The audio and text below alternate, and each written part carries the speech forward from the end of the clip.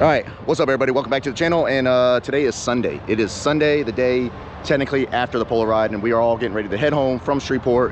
What can I say? I didn't really record a whole lot. I was just having fun. This event is kind of like it's just a people's event. We get together, it's an excuse to ride. There's no vendors, none of that stuff. It's just we show up to a town, we kind of take over the town for a little bit, have fun, and then everyone just goes about their way. So I'm gonna drop some clips that I did take a little bit, kind of fill you in, but you know, basically I rode from Arkansas, had a couple guys from Tennessee meet up with me. Grant from Arkansas rode with me. Came down to Shreveport. It's like a 230 mile ride from my house. Made it down here. We do lunch at Superior. We check into Sam's Town. We went to Bayou Thunder Saloon, which is a super cool little biker bar, and then just downtown Fatty Arbuckles, the Sandbar, all that kind of stuff. So if you want to see more on the actual polo ride, I encourage you to go over to 2147 Cruise YouTube, to Journey Junkies YouTube. They definitely documented it way better than I did. I had fun. Thanks for everyone that showed up. And when I pick this camera back up, we're gonna be back at the house working on Justin's Softail, the Fat Boy. I'm gonna get that fender mocked up and scooted forward like I was saying in the last video. I just want it to kind of just set in there a little different. So I'm gonna show you how I'm gonna do that, and then we're gonna send that stuff off to paint. So enjoy these few clips that I did take, and yeah, we'll see you guys Daytona, possibly. You take away, I feel the same.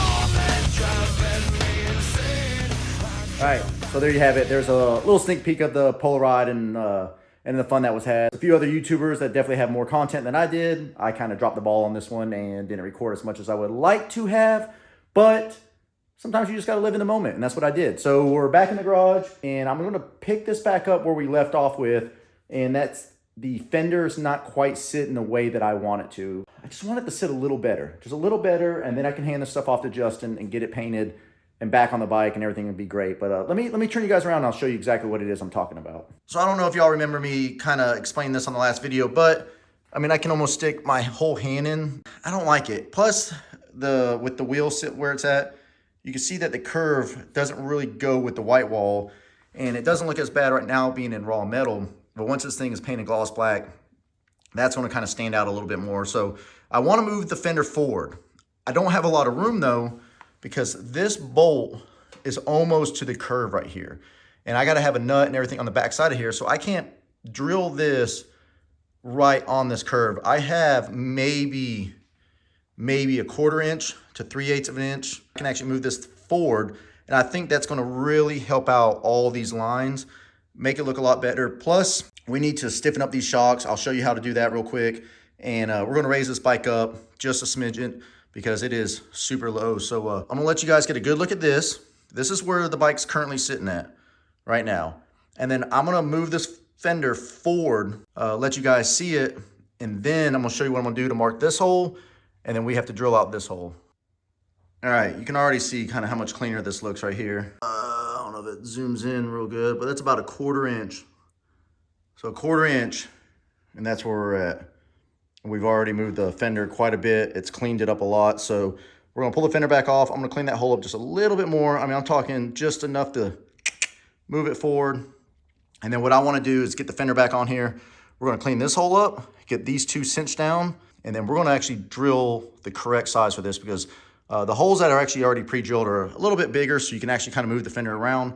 But in my situation, it wasn't enough to get the fender where I wanted it. So we're just going to enlarge it. And then what I'm going to do when we actually put hardware and everything on here is, unfortunately, you just got to use a little bit of a washer on the backside. Not a big deal, but man, that does look so much better. And I don't know if you can see it right there. We're still on the flat part of the fender, so we're not into the curve yet. Also, this is where our turn signal tail lights are going to go. We're going to use those little bullet eagle lights here. This, and this will be the only thing that will support the fender. This is just going to be a little light with a little plug and all that sort of stuff. And you'll see that when we actually paint the fenders and kind of put the tail lights on it. But oh yeah, my frame's back for the twin cam. I started playing with mocking some stuff up on the other side, but there it is. It's ready to go on the lift.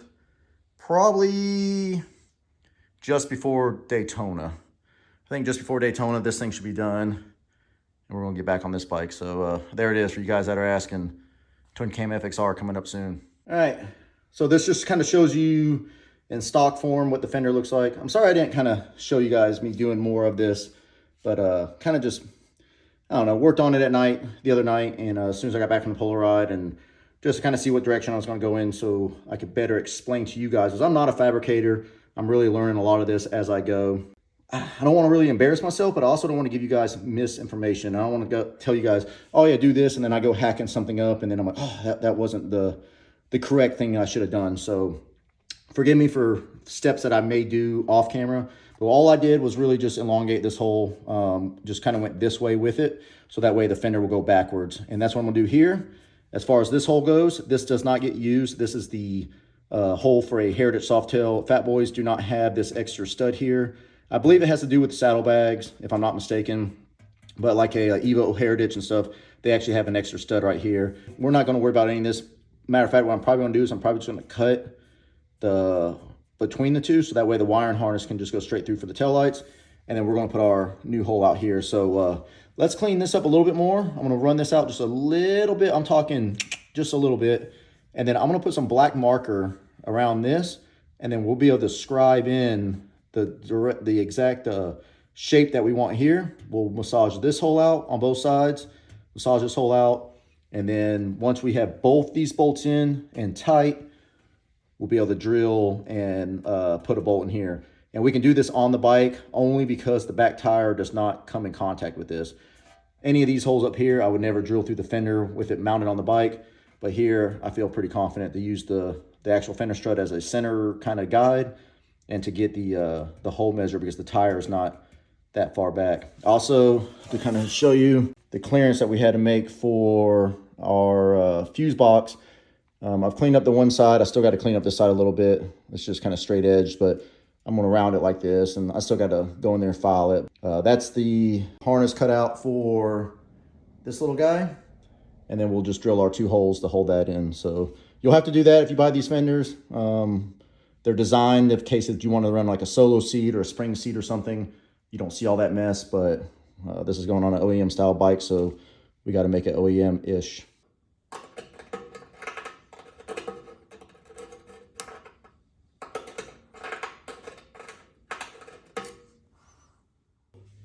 Like I was saying, these holes are quite bigger than they need to be. That scribed in mark that I made, right? I mean, that's actually the exact diameter of what needs to go in there. However, they kind of make it a little bit bigger. So I guess you can have some adjustability if you wanted to. I'm just going to clean this up to that point. I know I made this one the same diameter all the way through, but I'm just going to clean this one up to that point. And hopefully it kind of centers it up a little better. And then when we put that last hole in the back, I think we'd be good to go. Little tech tip, if you will. Little black marker, and then you can just scribe in the hole. If I was to try to stick a marker in there, the felt of the marker is a little too thick, and it's hard to get a nice clean line on it. But if you mess it up with the marker, then you get a sharp little point in there. You'll get a much cleaner reference point. So let's clean that out real quick and get this thing back on the bike. All right, so fender's on with the kind of the two forward holes, I guess you could call them. We got both those in there, secure. The fender's not going anywhere. What we're gonna do is we're gonna center punch this. Now they actually make a really nice, and Andy has a set of center punch dies. Basically what they are is they're gonna be the exact circle, whatever you need, and then there's like a nice little point at the very end. So you can put it in the counter bore, and then when you tap it, you know it's gonna be perfectly in the center of that. I don't have those. So what I'm gonna do is it's just kind of make sure I got a really good steady hand. So I'm gonna try to get this thing in there as nice and center as I can. We'll tap it, get a nice center point that helps with the drilling, and then we're gonna drill a small pilot hole and then the larger hole and get the bolt and nut and everything through there. And hopefully, if everything goes well, this fender will be fully mounted. So let's do that. All right, dead in the center again. Did it move? Nice. All right.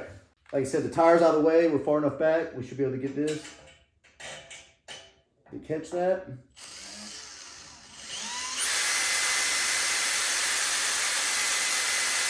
Like I said, this isn't the smartest thing to do when you got a tire and everything on it, but because where the tire placement is, we're far enough back that it's not going to interfere. But I would never do this if we're any further forward.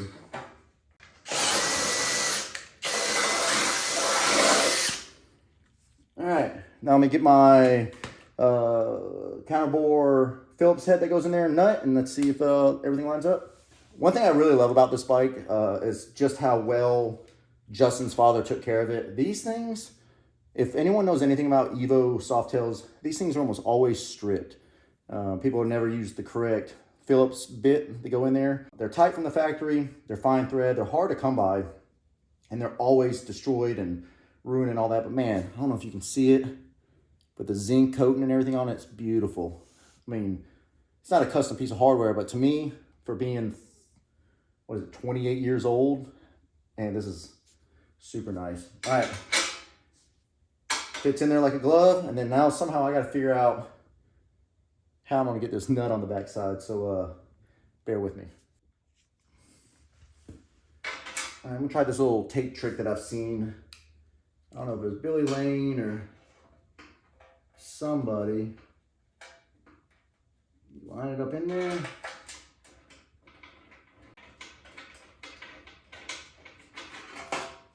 All right, it's on. Let me get the Phillips and we'll tighten it up.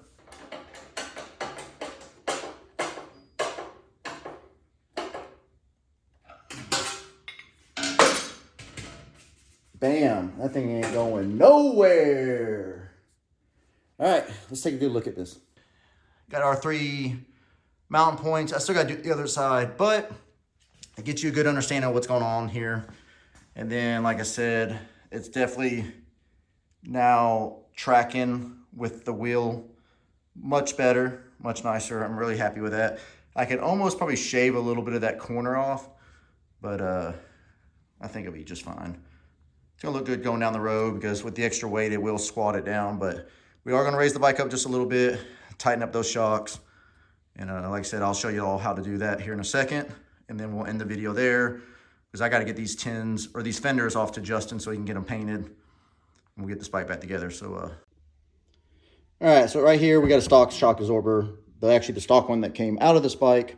Got it on the table. And I just wanna show you guys real quick there's a lot of videos of this, but for those that don't know or don't want to look at the other videos, you can actually crack this nut loose and use a tool like this. Harley-Davidson sells this tool, and this is actually got one end for like your stock OEM, Sportster, Dyna, Bagger, even FXR shocks. But this other end, if you're wondering what this is for, this is actually for a Softail shock. And at the end of the Softail shock, there's actually some holes. And this thing will just kind of go in here like this, and it assists in spinning the shock, which is actually going to spin this plate and put more pressure on the spring that's inside. This shock is what came on the bike. And as you can see, there's no threads left on the end of this. Justin's dad actually had this thing pretty much maxed out with the most amount of preload you can have. And another way you can tell is you see a lot of shock on here. It's a lot of chrome sticking out, and that's telling you that that spring is pressed harder, pushing the shock out. So there's a ton of preload in this. Let's see if I can get this over on this bike. Now, if you were to look in there, you could still see threads on the end of that nut right there, which means I still got some preload left in it. And then, I guess a little bit, but it's not quite as much chrome as on the other shock. So what we need to do is I'm going to eventually kind of run this out a little bit, get a little bit more preload out of this, stiffen the shock up, and then this is that adjustable links that we put in. I'm going to get a little bit more height out of this as well. Overall, I think we're pretty much done with this episode. Fender's mocked, everything's good to go, and front fender, obviously there's nothing to get done on that one. Next episode you see on this bike, we're going to get the brake rotors on the bike. Fender's back from paint. We'll have the correct ride height. We'll put the belt guard, all that stuff back on. Justin's actually getting me the chrome cover for this to go back on here. I still have to drill the hole for the seat screw, but I can just do that off the camera. You guys, it's a hole and a little jam nut and everything like that. But the fender's in a much better spot, I think. And I think once it gets painted, it's gonna look really, really good. We're gonna get nice new hardware for the fender. We're gonna get, like I said, we're doing some little LED brake lights for the back, and I'll show you guys how we're going to do that. We're going to plug it in using all the factory wiring harness. I don't think we're going to hook up the turns, maybe. If we run turn signals on here, we got to put like a little resistor in line with the LED so it doesn't do that hyper flash, but we'll see what happens there. Anyways, I know this video is kind of all over the place. Little polar ride, little fat boy action. It's all in fun, and once we get started on the FXR, the videos will be more constant and more involved, if you will. Hopefully more fun for you guys to watch. More fun for me, I know, because I'm putting together my bike. So hopefully we see you guys down in Daytona. That's in like 3 weeks. 3 weeks away. We're going to be down in Daytona. There's the FXR kind of hangout luncheon. I don't even know what it's called. The Mixer. East Coast Jam's putting it on. Chris and those guys. Yeah, we'll be there in Daytona. We're going to do Daytona stuff this year also. We're not going to do, I know they got all the performance shows and Proper Baggers is putting on a show and all that kind of stuff, but I think we want to get more involved in Daytona for Daytona. So we're going to be at the Beaver Bar, the Iron Horse, the Cabbage Patch. We're going to go by there, check that out, and just kind of see what Daytona has to offer. That's what I used to do when I was with my dad all the time, going down there and being in the performance scene. I kind of just started hanging out more at the shows, and I want to go back to like Daytona. So I'm going to drag Justin, Jetty, and Austin, the three of us, including myself, so the four of us. We're going to actually do Daytona the correct way. Hope you guys enjoyed this video, and we'll see you on the next one. Y'all take care. Peace.